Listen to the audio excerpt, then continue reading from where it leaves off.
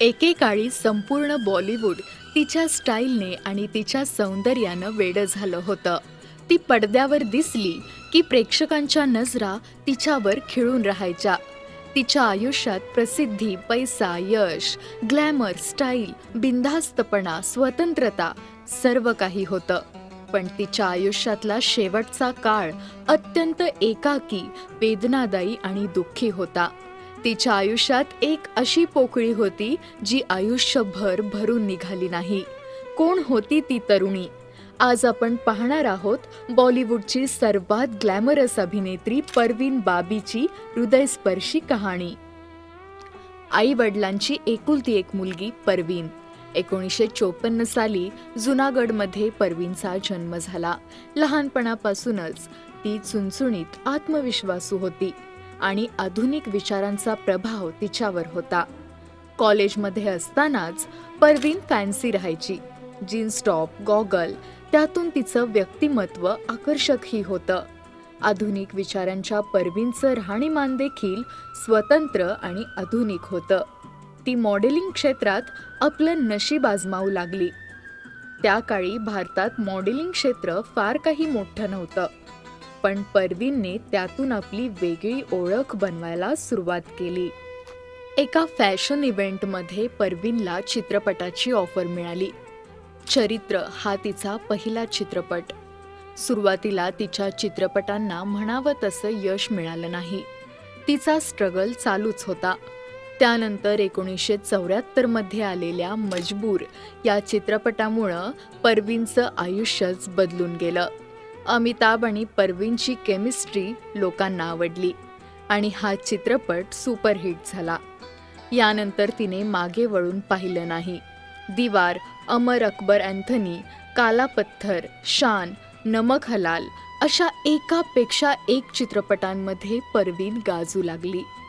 त्या काळात बऱ्याच अभिनेत्री पारंपरिक भूमिकांमध्ये दिसायच्या, पण परवीन प्रवाहाच्या विरुद्ध वाहणारी व्यक्ती होती.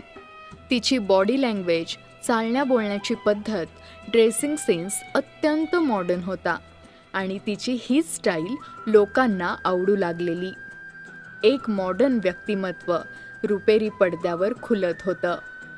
परवीनने स्वतःचा असा एक ट्रेंड निर्माण केलेला. तिची हेअरस्टाईल, कपडे अनेक तरुणी कॉपी करत होत्या.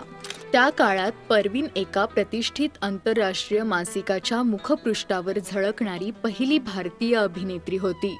तिची लोकप्रियता दिवसेंदिवस वाढत होती, पण वैयक्तिक आयुष्यात मात्र तिला स्थिरता मिळत नव्हती.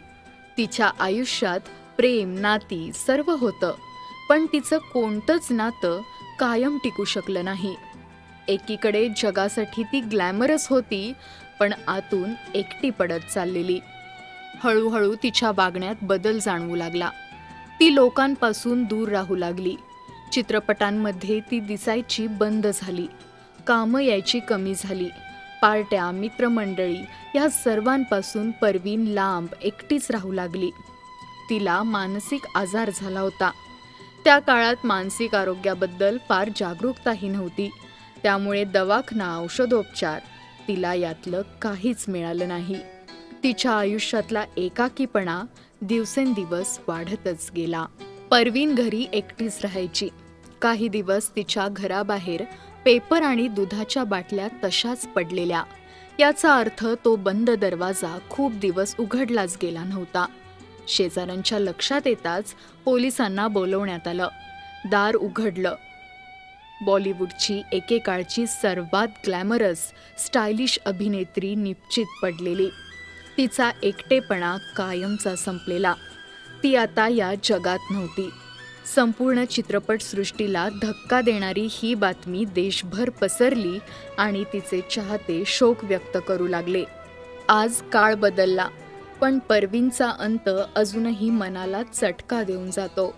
तिची कहाणी केवळ एका अभिनेत्रीची नाही, ती प्रसिद्धीच्या मागे लपलेल्या एकटेपणाची कहाणी आहे.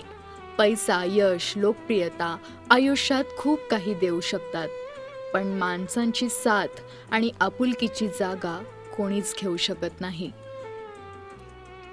अशाच इंटरेस्टिंग स्टोरीज ऐकण्यासाठी आमच्या चॅनलला सबस्क्राईब करायला विसरू नका.